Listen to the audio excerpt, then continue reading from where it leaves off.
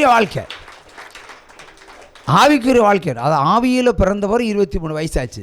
பொதுவாக 23 வயசுன்னா கல்யாணம் கச்சேரியாங்க இல்லையா? அப்போ என்ன கச்சேரியா தம்பட்டமா? நான் கேட்குறேன். ஏன்னா நிறைய ஊழியக்காரங்க தம்பட்டம் வைக்கிறாங்க. இப்போ சமீபத்தில் ஒரு சகோதரன் சொல்லியிருக்கிறான், நான் தான் திருவாசம் சொன்னேன், இந்த சபையிலேருந்து ஒரு எழும்பிட்டான். அவன் சொல்லிட்டான், பாஸ்டர் சீக்கிரம் செத்து போயிடுவார், இனி அவர்கிட்ட நம்பியெல்லாம் நீங்கள் போகாதீங்கன்னு. நான் செத்து போகிற டைப்பில் இருக்கேன். சரி சிங்கம்.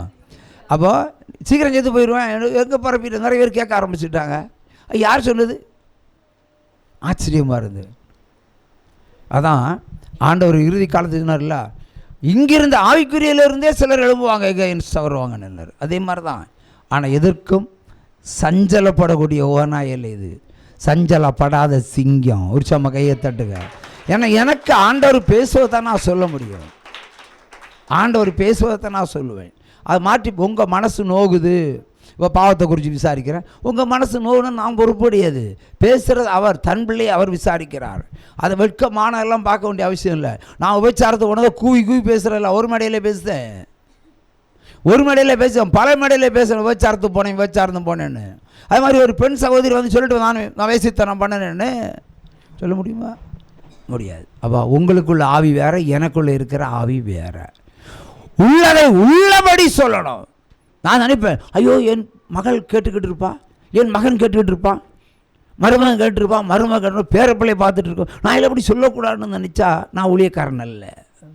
நான் சொல்லுகிற பாவ அறிக்கையில் 10,000 பேர் மனம் திறந்துவான், விபச்சாரம் போகிற நிறுத்திடுவான். அதுதான் அந்த ஊழியம். நான் வேசித்தனம் போன இடத்துல தேவன் எப்படி என்னை சந்தித்தாருன்னு சொல்லி அப்படியே புரட்டி விட்டுருவார். எத்தனை பேரை திருத்திடுவார். திருத்துறதா ஐயா வேலை. சிலுவையில் ஏன் அவர் அடிக்கப்பட்டார்? நான் கேட்குறேன், ஏன் அடிக்கப்பட்டார்? அவரை பார்த்து நம்ம திருந்தணும். ஐயோ நமக்காக மரித்தார். நம்ம கடவுள், மரியாளுடைய மகன் அல்ல, நம்ம கடவுள். பாவம் செய்யாமல் மனிதன் வாழ்வதற்கு, பரலோகத்துக்கு நம்ம போகிறதுக்கு அவர் வழியை சொல்லிட்டு போனார், போதனைகளை சொல்லிட்டார். அப்பா அம்மாவை நேசிங்க முதல்ல. வயதான அப்பா அந்த சகோதரியை பாருங்கள், வயதான சகோதரி தகப்பனுக்காண்டி ஆள்றா, என்னையும் ஃபோன் பண்ணி இருக்க விட மாட்டான். 85 வயசான அப்பா நடக்கணும்னு சொல்லி அவங்க போராடுறாங்க. அதே மாதிரி ஒவ்வொரு பெண் பிள்ளைகளும் மாற வேண்டும், ஒவ்வொரு ஆண் பிள்ளைகளும் மாற வேண்டும். அல்லேலூயா. உங்களை இளமை பருவத்தில் உங்கள் பிள்ளைகளை அவங்க தூக்கி சுமந்தாங்க. வயதான காலத்தில் இளைஞர்களாகி நீங்கள் பெற்றோர்களை தூக்கி சுமக்க வேண்டும். ஒரு சம கையை தட்டுங்க, இல்லைன்னா உங்களை நரகத்தில் போட்டு மூடிடுவார். அல்லேலூயா. மரப்பாலத்தில் ஈரோட்டில் இருதய வியாதிக்கு ஜெபம் போனேன். 14 வியாதி, நீ 14 நாளில் செத்து போயிடுவேன்னு. அவளுக்கு ஒரு கட்டளையிட்ட ஒரு பொருத்தனை சொன்னேன், உன் அப்பனு கொடு நீ பிழைச்சிடுவேன்னு. 1 மாதம் சம்பளத்தை கொடுத்து தகப்பனை கொடுத்துட்டு வந்தா, பெத்த தாய்க்கு கொடுத்துட்டு வந்தா. அவள் கட்டி பிடிச்ச அழுதா. அந்நேரமே அவளுடைய 14 வியாதி சுஸ்தம். சிஎம்சி போனா, செக் பண்ணா, எந்த வியாதியுமே இல்லை. ஈரோடு பெருந்தரை ஈரோடில் எஸ்எஸ் மருத்துவமனையில் அறிமுகப்படுத்தப்பட்ட 14 வியாதி சிஎம்சியில் போய் பார்த்தா ஒன்றுமே இல்லை. நடுவில் நான் போய் ஜெபிச்ச ஜெபம். இப்போ என் ஜெபத்தை கருத்தை கேட்கிறார். அல்லேலூயா, அல்லேலூயா. அந்த விசுவாசம் உங்களுக்கு இருக்கிறது. ஆகவே இன்றைக்கு நீங்கள் உங்கள் பெற்றோர்களை நீங்கள் நேசிக்காவிட்டால் கர்த்தர் உங்களை நேசிக்கவே மாட்டார். பெற்றோர்கள் தானே உங்களுக்கு உயிர் கொடுத்தாங்க. வயதான காலத்தில் அவங்க தள்ளாடாதபடி நீங்கள் பார்க்கணும்ல. அவங்க பெற்றோர்களை பசியோடு இருந்தால் நீங்கள் வாழவே முடியாது. உங்கள் வாழ்க்கையில் பஞ்சம் இல்லை. யாக்கோபு போல பரதைசே சுற்றி தெளிய வச்சு போடுவார். அதெல்லாம் பண்ணிடாதீங்க. பெத்த தாய் ஒன்று இழந்தா அம்மானு யாராவது கூப்பிட முடியுமா? இப்போ எங்கள் சிலையை பார்த்து தான் அம்மானு கூப்பிடணும். உயிரோடு இருக்கிற அம்மாவை கூப்பிடுங்க, பாசத்தோடு பாருங்கள். அதான் ஒரு பந்தம். கிறிஸ்தவ பிள்ளைகள்னால் மற்றவங்களுக்கு ஒரு உதாரணமாக இருங்க. பக்கத்தில் இருக்கிறவன் பார்ப்பான், எப்படி இருக்காங்க, கெட்ட வார்த்தை பேசினாலும் கேட்டுட்ருக்காங்க. அம்மாவை எப்படி பார்க்குறாங்க, அப்பாவை எப்படி பார்க்குறாங்க. வயதான தள்ளி போட முடியுமா? அது மாதிரி வயதானவங்களுக்கு ஆயுசை குறுக்கிறதுக்குள்ளே ஜெபம் பண்ண விடாதீங்க. நிறைய வியாதிஸ்தரில் சீக்கிரம் மரணத்துக்கு கொடுக்கு ஆர்சி பாதர்களை கொண்டு வச்சு ஜெபம் பண்ணுவாங்க. அவஸ்தை கொடுத்து சீக்கிரமாக பரலத்துக்கு போகணும்னு சொல்லுவாங்க. அடுத்து பெந்திகோஸ்காரங்க தண்ணி தெளித்து சீக்கிரமாக எடுத்துக்கொள்ளப்படணும்னு சொல்லுவாங்க. இப்படியே ஜெபம் பண்ணக்கூடாது. வயதானவர்கள் ஆண்டவர் தானாக முன் வந்து அவர் உயிர் எடுக்கும் வரைக்கும் உயிரை எடுக்கக்கு நம்ம ஜெபமே பண்ணக்கூடாது, உயிரை கொடுக்கக்கு தான் ஜெபம் பண்ணணும். அல்லேலூயா.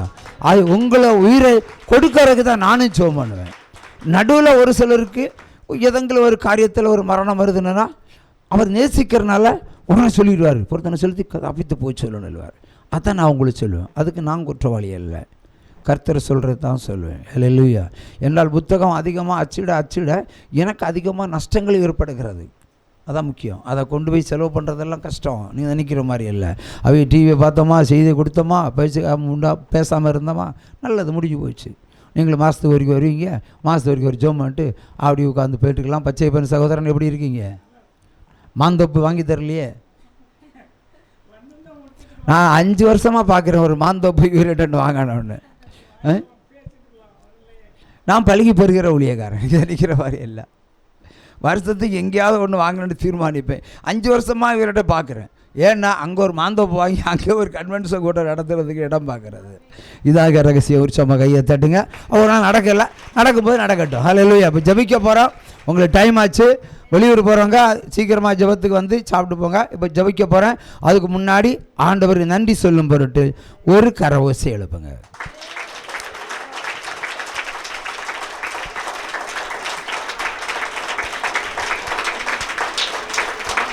நல்ல தகப்பனே, இந்த நாளிலும் இந்த நேரம் வரைக்கும் அடிமைகளை, இந்த பிள்ளைகளை கண்ணன் கண்மணி போல் பார்த்து சொல்ல வேண்டிய ஆலோசனைகளை நீர் சொன்னீர். பிள்ளைகள் கேட்டார்கள். ஆண்டவரே, இந்த பிள்ளைகளுடைய துக்கம் இன்று முதல் சந்தோஷமாய் மாற வேண்டும். சாபங்கள், பாவங்கள், பிரச்சனைகள், அக்கிரமங்கள் எல்லாவற்றையும் மாற்றி இந்த பிள்ளைகளை பரிசுத்தம் பண்ணி அனுப்புங்கப்பா. இந்த பிள்ளைகள் ஒவ்வொரு தேசத்திலும் அக்கினி ஸ்தம்பமாய் பிரகாசிக்கத்தக்கதாய் உம்முடைய வல்லமையும் உம்முடைய அக்கினி அபிஷேகத்தையும் கொடுத்து அனுப்புங்க.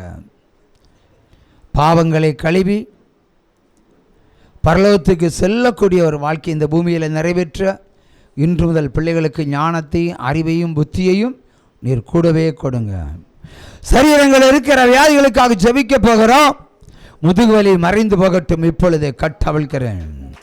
தீராத முதுகுவலி, ஒரு நாளும் ஒளிந்து போகாத முதுகுவலி, ஒருவராலும் குணமாக்கப்படாத முதுகுவலி இன்றைக்கே குணமாகி போவதற்காக நன்றி. சத்தமாக கையை தட்டுங்க. ஹல்லேலூயா. ஆவியான தேவன் மகனுடைய திருமண தடைகளை உடைத்து வீட்டின் ஆசீர்வாத கதவுகளை திறந்து ஆசீர்வதித்து உயர்த்துகிறேன். இதோ புதிய காரியத்தை உனக்கு செய்கிறேன். ஆமென். கையை தட்டுங்க. நெஞ்சு வலியில் அவதிப்படுகிறவர்கள், கர்ப்ப பாத்திரத்தில் பிரச்சனை உடையவர்கள், சிறுநீரக பழுதுள்ளவர்கள், பலவீனமுடையவர்கள் எல்லோரும் சுஸ்தமாக்கப்படுகிறார்கள்.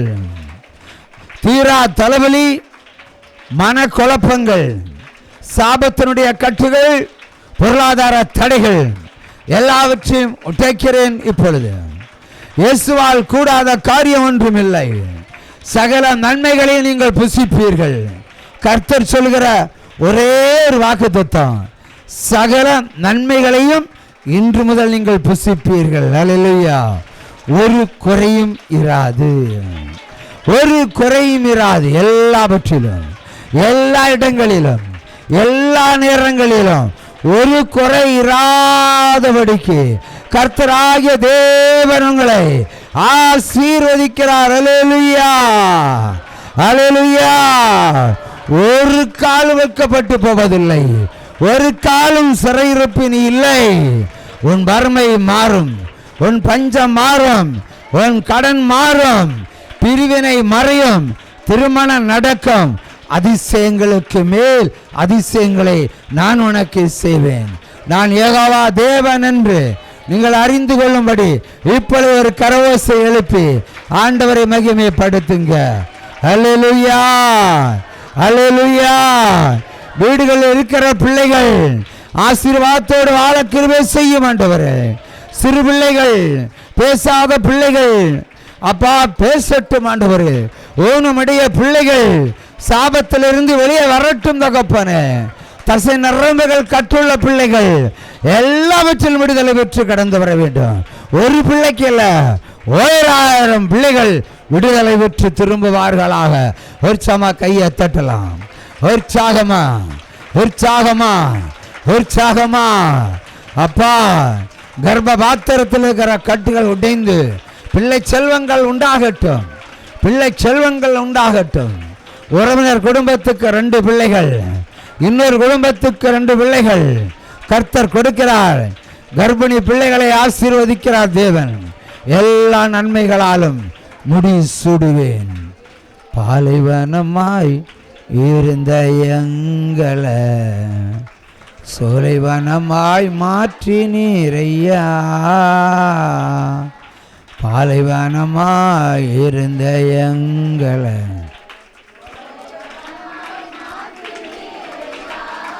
மறுபடியும் பாலைவனமாய் இருந்த எங்களை சோலைவனமாய் மாற்றி நீரையா.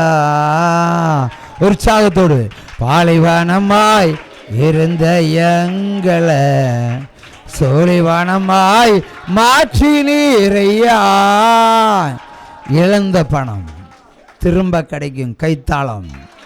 இழந்த பணம் யாராவது இழந்திருப்பீர்களானால் அத்தனை பேரும் திரும்ப பெற்றுக்கொள்ள கடவீர்கள். கர்த்தருடைய யுத்தம் அது ஒரு எக்கால சத்தம். சத்துரு முறிந்தோடுவான், பயந்தோடுவான். இன்றைக்கே கர்த்தர் யுத்தத்தை செய்கிறார். மருத்துவமனைகளில் நீங்கள் இனி படுத்து கிடப்பதில்லை. கர்த்தருடைய மடியில் மகிழ்ந்திருப்பீர்கள். அல்லேலூயா சொல்லுங்க, அல்லேலூயா சொல்லுங்க, அல்லேலூயா சொல்லுங்க, அல்லேலூயா, அல்லேலூயா.